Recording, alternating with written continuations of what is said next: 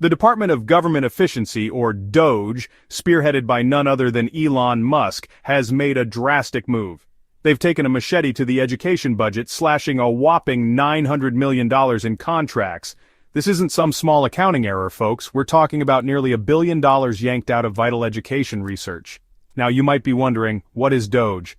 Well, it's like that friend who always tries to fix things, but their idea of fixing is usually just hitting it with a hammer. DOGE is supposed to streamline government, make it more efficient.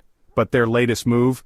Let's just say the jury's still out on whether this is efficiency or just plain reckless. This whole thing went down with the subtlety of a bull in a china shop.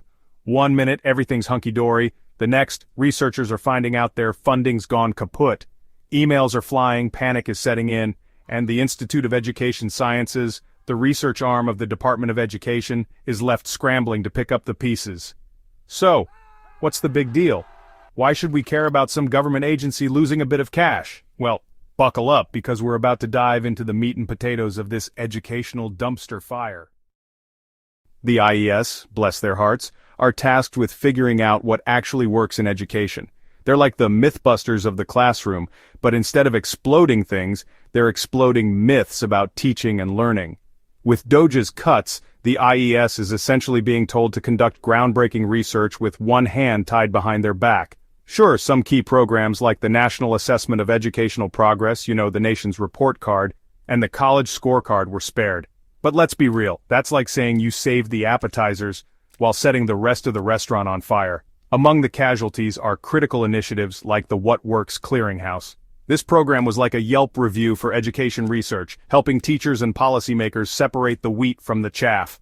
Need to know the best way to teach fractions? What Works Clearinghouse had your back. Now, good luck with that. And don't even get me started on the School Pulse panel. This bad boy provided real-time data on everything from student well-being to school closures. It was like having a finger on the pulse of the entire American education system. But alas, DOGE in their infinite wisdom decided that data was overrated. So the IES is left reeling, forced to make impossible choices about which vital research to salvage. It's a classic case of robbing Peter to pay Paul, except Peter's education research and Paul is anyone's guess. Predictably, this whole DOGE debacle hasn't gone down well with, anyone who understands how education works. Experts, researchers, and even the guy who created the College Scorecard are all up in arms. Michael Itzkowitz, the brains behind the College Scorecard, put it best when he said these cuts were like consumers having less information about choosing a college than buying a refrigerator. I mean, he's not wrong. Would you drop thousands on a fridge without reading any reviews? Probably not. But apparently, DOGE thinks it's perfectly fine to make life-altering decisions about education in the dark.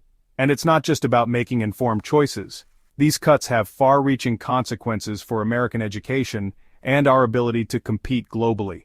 We're essentially telling the world, hey, we don't really care about understanding how to educate our kids better. Not exactly a winning strategy, folks. The criticism has been swift and fierce, with many calling out DOGE for playing politics with something as fundamental as education. But will they listen? That's the million-dollar question, or should I say, the $900 million question. Here's the bottom line. These cuts aren't just about numbers on a spreadsheet. They're about real people, students, teachers, and the future of our nation. By gutting education research, we're essentially flying blind, relying on guesswork and outdated methods. This isn't just some abstract problem either. The consequences are already being felt.